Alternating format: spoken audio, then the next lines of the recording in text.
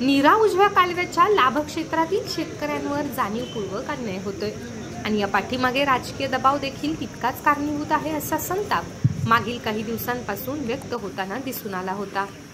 याचीच परिमिती म्हणून आज दिनांक 11 मे रोजी अकलूज येथील शिवरत्न बंगल्यावर सांगोला, पंढरपूर, माळशिरस आणि फलटण तालुक्यातील नीरा उजव्या कालव्याच्या ढिसाळ नियोजनामुळे अन्याय झाल्याची भावना असणारा शेतकरी वर्ग तसेच विविध पक्ष संघटनांचे पदाधिकारी यांनी एकत्र या लढ्याचे नेतृत्व मोहिते पाटील यांनी करावे अशा भावना व्यक्त केल्या।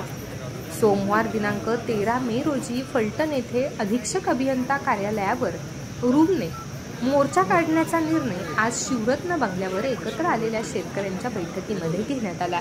यावेळी शिवसेना उद्धव बाळासाहेब ठाकरे गटाचे जिल्हाप्रमुख संभाजी शिंदे, शेतकरी कामगार पक्ष युवक आघाडीचे प्रदेशाध्यक्ष बाबासाहेब देशमुख, राष्ट्रवादी काँग्रेसचे माजी पंढरपूर तालुकाध्यक्ष दीपक पवार, शेतकरी चळवळीतील नेते समाधान फाटे यांच्यासह पंढरपूर, सांगोला, फलटण, माळशिरस तालुक्यातील शेतकऱ्यांनी राज्याचे माजी उपमुख्यमंत्री विजयसिंह मोहिते पाटील, आमदार रणजितसिंह मोहिते पाटील, धैर्यशील मोहिते पाटील यांच्यासमोर आपल्या भागातील शेतकऱ्यांवर पाण्यासाठी होणारा अन्याय कथन केला।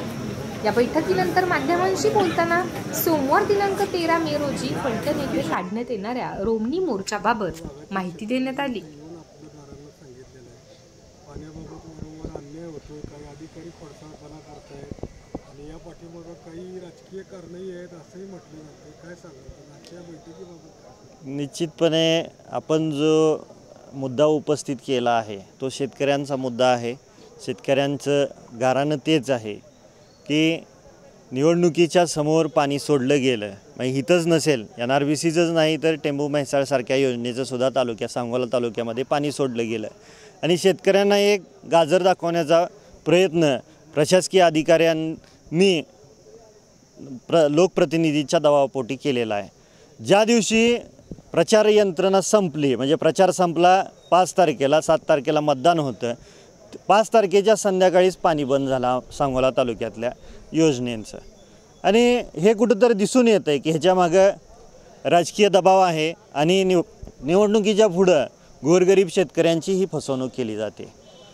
आज या ठिकाणी निर्णय असा झालेला आहे की 11 तारखेला सोमवारी 13 तारखेला फलटण या ठिकाणी हजारोच्या संख्येने आपण ऑफिसवरती जनआंदोलन उभा करतो आहे। जर लवकरात लवकर प्रशासकीय अधिकाऱ्यांनी याची दखल नाही घेतली तर कायदा आणि सुव्यवस्थेचा प्रश्न निर्माण होऊ शकतो आणि त्याला संपूर्ण प्रशासकीय अधिकारी जबाबदार असतील।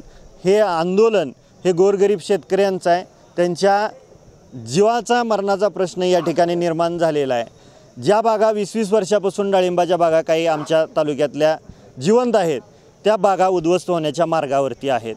ह्या पाणी न मिळण्यामुळं फक्त 6 महिन्याचा तोटा नाही शेतकऱ्यांचा, तर हा काही वर्षांचा तोटा आहे। शेतकरी पुढच्या 2 वर्षामध्ये उबदारी येणार नाही अशी परिस्थिती या तालुक्यात पिकाच्या पाण्याची झालेली आहे। त्याचबरोबर तालुक्यामध्ये टँकर मंजूर आहेत, पण इथल्या प्रशासकीय अधिकारी लोकप्रतिनिधींच्या दबावाखाली येऊन गोरगरीब शेतकऱ्यांना पिण्याच्या पाण्याचा प्रश्न खूप गंभीर झाला आहे आणि त्याची दखल प्रशासकीय अधिकारी वेळेत घेत नाही। याच्या इतकी दुर्दैवी परिस्थिती मागच्या 60 वर्षामध्ये तालुक्यामध्ये कधीही नव्हती आणि पाण्यासाठी राजकारण किंवा पक्षपातीपणा कधीही स्वर्गीय आबासाहेबांनी केलेला नाही। याचं दुर्दैव आमच्यासारख्या तरुणांना वाटतं। निश्चितपणे शासन लवकरात लवकर याची दखल घेईल अशी आम्हाला अपेक्षा आहे। नाही घेतली तर जे काही कायदा आणि सुव्यवस्थेचा प्रश्न निर्माण होईल त्याला संपूर्ण जबाबदारी ही प्रशासनाची असेल। सोलापूर जिल्ह्यामध्ये दुष्काळी उपाययोजनांमध्ये शासन कमी पडतंय, प्रशासन यंत्रणा कमी पडते असा एक आरोप केला जातो। काय सांगाल याबाबत? निश्चितपणे हा दुष्काळ हा मानवनिर्मित दुष्काळ आहे हाच माझा प्रथमतः आरोप आहे। कारण प्रशासकीय अधिकाऱ्यांनी आणि संबंधित लोकप्रतिनिधींनी जर पाण्याचं नियोजन व्यवस्थित केलं असतं तर हा प्रश्न निर्माणच झाला नसता। मी मगाशी सांगितलं की दुष्काळ आवडे सर्वांना हे पी साईनाथांचं एक पुस्तक आहे, ते निश्चितपणे आपण सर्वांनी वाचणं गरजेचं आहे।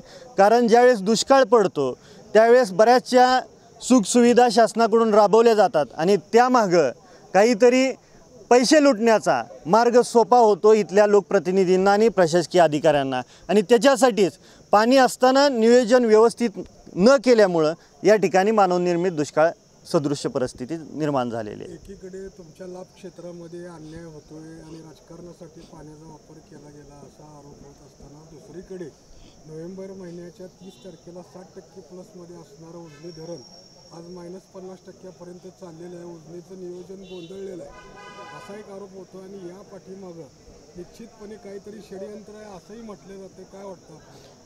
मी तुम्हाला नाव सांगत नाही, पण एका या राज्याच्या मंत्रिमंडळातल्या संबंधित मंत्र्यांचे घरचे आले होते पांडुरंगाचं दर्शन घ्यायला, आणि नदीमध्ये पाणी असलं पाहिजे या कारणाने नदीमध्ये पाणी सोडलं गेलं. त्यावेळेस शेतकऱ्यांना गरज होती की नाही हे बघितलं नाही. एवढं त्या मंत्री महोदयांच्या घरच्यांची म्हणजे चापलूकसी इथल्या प्रशासकीय अधिकाऱ्यांनी केलेली असा माझा आरोप आहे. आणि त्याच कारणाने आज जी परिस्थिती निर्माण झालेली आहे हे नियोजनाचा अभाव आहे. आणि निश्चितपणे ते उजनीचं पाणी कुठं गेलं हे मला तुम्हाला सांगायची गरज नाही. तुम्हाला सर्वांना माहीत आहे, तुम्ही सुज्ञ नागरिक आहात आणि सुज्ञ पत्रकार आहात. 13 तारखेला फलटणला आंदोलन करणार आहे, त्याची दिशा काय असणार? 13 तारखेला जनआंदोलन फलटणला हजारोच्या संख्येने उभं राहते. सांगोला तालुका, माळशिरस तालुका आणि पंढरपूर तालुक्यातून हजारोच्या संख्येने त्या ठिकाणी शेतकरी उपस्थित असणार आहेत. निश्चितपणे प्रशासकीय अधिकारी त्यामध्ये भाग घेऊन लवकरात लवकर मार्ग काढतील, आणि समजा त्यांनी दुर्लक्ष केलं तर कायदा आणि सुव्यवस्थाचा प्रश्न निर्माण होण्याची शक्यता आहे. त्याला जबाबदार हे प्रशासकीय अधिकारी राहतील. आज या ठिकाणी शिवरत्न बंगल्यावर बैठक झालेली आहे. काल याबाबत गेल्या आठवड्याभरापासून नागरिकांमध्ये प्रचंड संतापाचं वातावरण होतं. अन्याय होतोय त्या भागावर अशी भावना होती आणि या ठिकाणी आज येऊन बैठक घेतली. काय सांगाल? ह्या सांगोला, माळशिरस, पंढरपूर ह्या भागावरती अन्याय झालायच. पलटणच्या सुद्धा काही भागातल्या लोकांवर अन्याय झाला. ह्याला कालवा सल्लागार, पालकमंत्री आणि ज्या त्या तालुक्यातलं, या 4 तालुक्यातलं लोकप्रतिनिधी जबाबदार आहेत. कारण लोकप्रतिनिधींनी कारकुनाच काम केलं. ही फाटा टाक, ती काढ, ती बंद कर, ही चालू कर. त्यामुळं हे पाण्याचं नियोजन विस्कळीतपणा आला. आणि 2014पासून ह्यांनी एकही अधिकारीच भरला नाही. ज्या आता पंढरपूर उपविभाग आहे तिथं 25 माणसं पाहिजे, तिथं 5 माणसं कसं हँडल करणार? म्हणजे ह्याला शासनसुद्धा जबाबदार आहे.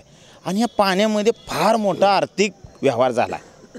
प्रत्येक शेतकऱ्याकडं 30,000, 40,000, 50,000 अशा पद्धतीनं काय मोठ्या मोठ्या भलांड्या लोकांकडून घेऊन पाण्याचा गैरवापर झालेला आहे. आणि गोरगरीब जे शेतकरी आहे 2 एकरवाला 4 एकर ते कोरडा राहिलेला आहे. ही वस्तुस्थिती आहे. आज या ठिकाणी शिवरत्न बंगल्यावर बैठक घेतली. या बऱ्याचशा भागातले शेतकरी इथं उपस्थित होते. त्याच्यावर अन्याय होतो अशी त्यांची भावना होती. काय निर्णय झाला? ह्या 4 तालुक्यातली मिटिंग झाली. फलटण, माळशिरस, पंढरपूर, सांगोला ह्या सगळ्या मुख्य कार्यकर्ते इथं बोलवून घेऊन असा इथं निर्णय झालेला आहे की मोठं जन आंदोलन येत्या सोमवारी फलटणच्या कार्यालयावरती, उपविभागाचं जे कार्यालय आहे त्या कार्यालयावरती मोठं जन आंदोलन उभा करणार आहे. आणि शेतकऱ्यांना न्याय मिळवून दिल्याशिवाय मोहिते कुटुंब असेल, सर्व या 4 तालुक्यातले शेतकरी असतील, हे गप्प बसणार नाही.